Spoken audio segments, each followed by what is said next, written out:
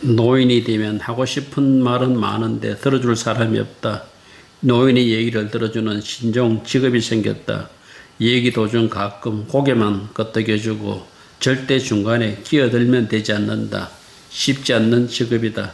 할아버지 안녕하세요. 중년으로 보이는 아줌마가 들어온다. 노인은 짐을 풀어놓기 시작한다. 내가 1949년에 태어났어요. 전쟁과 더불어 유행병이 난무하였어요. 가장 무서운 것은 천년두였어요. 순간적으로 전국적으로 많은 환자가 생겼어요. 법적 전염병으로 고열과 더불어 얼굴에 딱지가 생기고 시사율이 높았어요. 그것이 어린 나에게 찾아와 목숨을 앗아가고자 하였어요. 엄마의 말에 의하면 고열과 발진으로 내가 사경을 헤매고 있었대요. 그나마 부산에 산 것이 다행이었어요. 피난 맞아 다녔으면 죽었겠지요. 부산에 살았으니 병원도 갈 수 있었어요. 의사 선생님이 고개를 흔들며 이 병에 걸리면 다른 방법이 없다고 하였어요. 엄마는 그 말을 믿지 않고 나를 집으로 데리고 왔어요. 그러나 엄마가 할 수 있는 것은 미염을 먹이고 하나님께 기도하는 것뿐이에요. 전쟁으로 고모님은 부산으로 피난 왔어요. 고모님은 엄마에게 이러다가 멀쩡한 사람까지 죽는다 라고 하면서 마음 크게 먹으라고 하였어요. 아버지는 이러지도 저러지도 못하고 쏙만 타 들어갔어요. 고모님의 말이 엄마의 귀에 들어올 리가 없었어요. 덮친 격으로 그 와중에 동생이 태어났어요.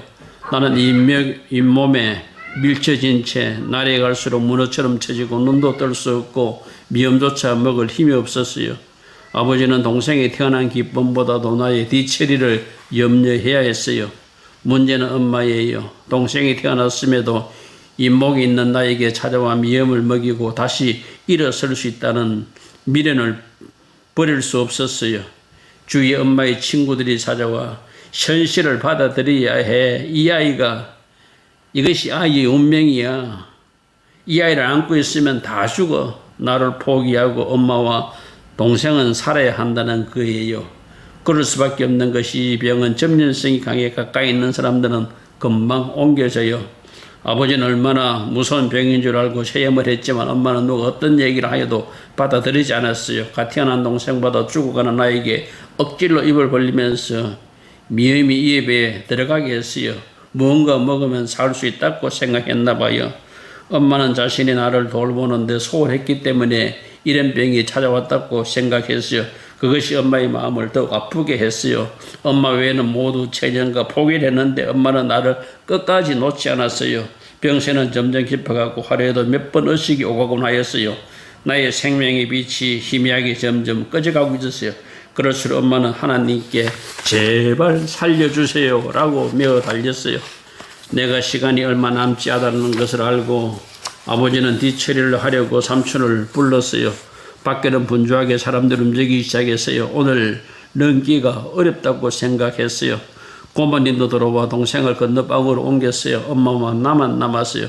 그런데 이것이 웬일인가요? 희미하게 꺼져가는 심지에 생명의 불빛이 점점 또렷해지기 시작했어요. 헐떡거리며 불구시기한 숨소리가 고르게 움직였어요. 눈동자가 돌아왔어요. 고열로 열이 불덩이 같았는데 내리기 시작했어요. 손과 발이 움직이기 시작했어요. 내 아이가 살아났어요. 엄마는 소리를 질렀어요. 아버지가 달려왔어요. 고모님과 삼촌님도 들어왔어요. 모두 다 깜짝 놀랐어요. 나는 생기가 돌아와 먹을 것을 찾고 있었어요. 나를 데리고 가려고 찾아온 병군이 이기지 못하고 달아났어요. 무섭다고 소문난 천년도보다도 엄마의 정성과 나의 끈질긴 생명력이 더 강했어요. 엄마는 너무나 기뻐 연신 하나님 감사합니다 라고 외쳤어요.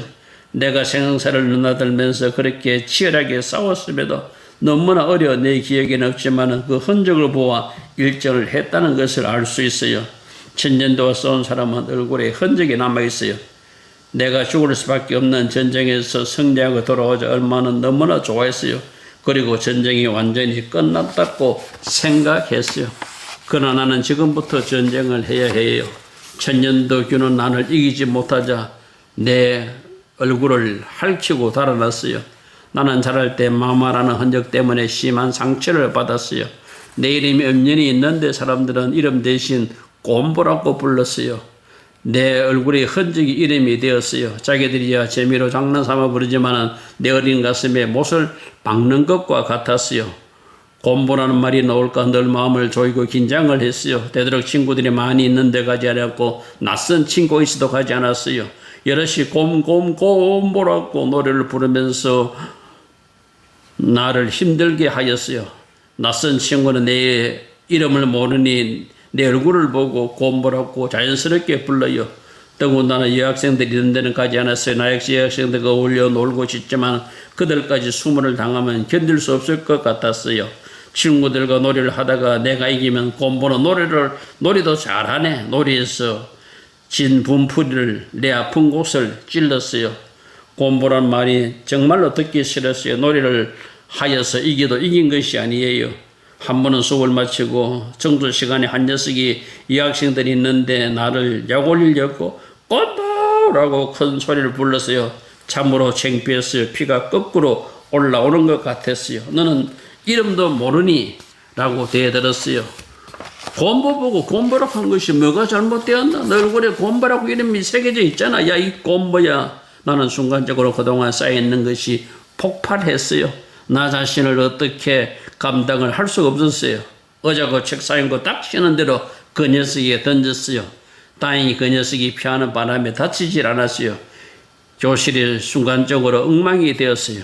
얼마 후 선생님이 들어왔어요. 나를 혼낼 줄 알았는데 그 녀석을 꾸짖었어요. 사람의 신체를 보고 놀리고 조랑하는 자는 비열한 자라고 하였어요. 그날 하루 종일 우울했어요. 구석에서 눈물이 너무나 나 참으로 힘들었어요. 내가 아무런 잘못이 없는데 왜 조랑과 놀림을 받아야 하는지 억울하다는 생각이 들었어요. 곰보라는 얘기를 들으면 분해서 견디기 어려워요. 집에 와서 엄마에게 오늘 있었던 얘기를 하지 않았어요. 엄마는 전쟁이 완전히 끝난 줄 알았는데 내가 그런 얘기를 하면은 엄마의 마음이 얼마나 아프겠어요. 나 혼자 여러 사람을 상대해서 싸워야 했어요. 어떤 때는 동네 어른들이 내 얼굴을 보고 곰보라는 구명에 복이 다 들어있다라고 하면서 나를 놀림감으로 취급하고 비웃었어요. 동네 강아지처럼 내가 자기들의 놀림감으로 생각하는 것 같았어요. 마음껏 뛰놀아야 할 어린 시절 상처를 받고 조롱과 모욕을 당하면서 보냈어요. 그때 싸운 이후로 친구들은 내 앞에서 예전처럼 부르지 않았어요. 나는 초등학교를 졸업하면 전쟁도 끝나는 줄 알았어요. 중학교 때 친구들과 탁구장에 갔어요. 방학이라 친척집에 찾아온 학생도 있었어요. 어울려 한참 동안 재미있게 놀았는데 친척집에 온 녀석이 날 보더니 우리 반에도 곰보가 있는데 공부는 참 잘한다라고 하였어요. 곰보가 특별한 사람인가요? 나는 탁구를 치다가 더 이상 하고 싶지 않아서 그만 나왔어요. 나이가 몇 살이든 어디를 가나 그놈이 스치고 간 자국을 감출 수가 없었어요. 왜 하필이면 얼굴이 다른 부위 같으면 옷으로 감출 수도 있는데 그렇다고 가면을 쓰고 다닐 수도 없고 아무런 대책이 없었어요. 한 번은 조금이라도 감추려고 빵모자를 깊이 쓰고 마스크를 하고 다녔어요. 그러나 답답해서 금방 벗었어요. 나 역시 사춘기에 이 학생을 사귀고 싶었고 연애도 하고 싶었어요. 곰보라는 주제라는 생각을 버릴 수 없었어요. 그것이 항상 걸림돌이 되어서 말도 한번 해보지 못하고 아예 접근도 하지 못하였어요. 나이가 들어가니 더 이상 내 얼굴을 보고 이름을 부른 사람 없었어요. 그러나 남이 부르지 않는다고 없어지는 것은 아니잖아요. 그러나 부르지 않는 것만으로도 다행이라고 생각했어요. 곰보라는 말이 내 기억에 희미해졌어요.